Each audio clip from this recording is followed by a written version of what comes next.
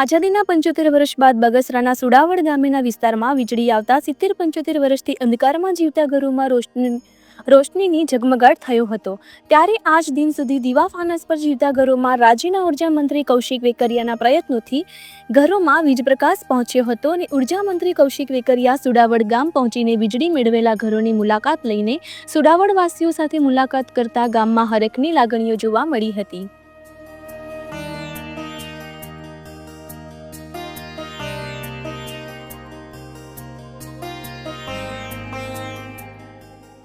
આ છે બગસરા તાલુકાનું સુડાવડ ગામ।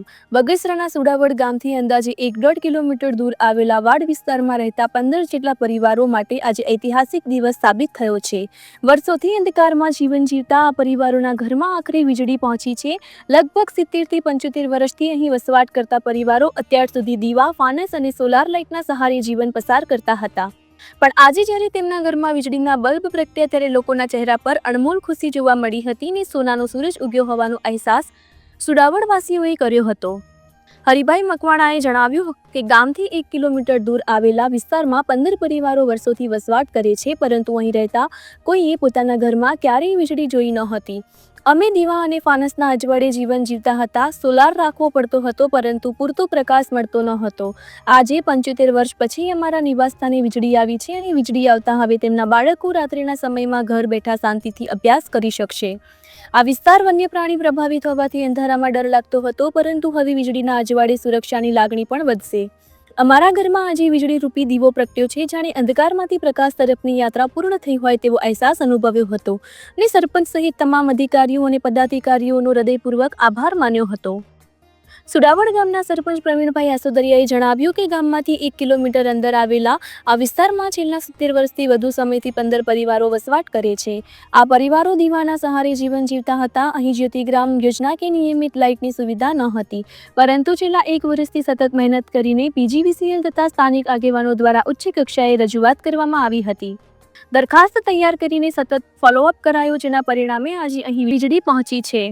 જ્યારે જૂનાગઢ PGVCLના કાર્યપાલક ઇજનેર KB પટેલ દ્વારા 15 ઘરોમાં વીજ જોડાણ આપી દીધું અને ડોક્યુમેન્ટેશનમાં વાર લાગી, એટલે જ્યોતિગ્રામ યોજનામાં મફત વીજળી આપી હોવાનું જણાવ્યું હતું।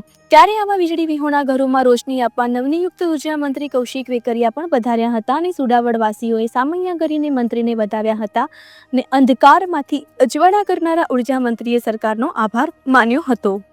PGVCL વિભાગ દ્વારા જ્યોતિગ્રામના થાંભલાઓ નાખીને વીજળી ઘરોમાં આવવાથી અંધારમાં જીવતા લોકોએ આપ્યા અંતરના આશીર્વાદ ને જે ઘરોમાં ફાનસ પ્રગટતા ત્યાં પંખાઓ, લાઇટ અને ટીવી શરૂ થવાની ખુશી વ્યક્ત કરતા ઉર્જા મંત્રી કૌશિક વેકરિયાએ વિકાસની નળી કંડારવાનું કાર્ય ગણાવ્યું હતું ને વીજળી વિહોણા પરિવારને અંજવાળા કર્યા હતા અને વર્ષોની વેદના બાદ સુડાવડના આ વાડ વિસ્તારમાં હવે સાચા અર્થમાં વિકાસનો પ્રકાશ પહોંચ્યો છે।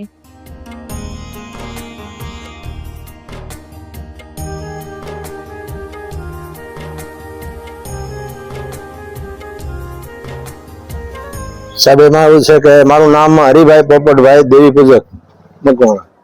તો મારું ગામ છે સુડાવડ, બગસરા તાલુકો, અમરેલી જિલ્લો।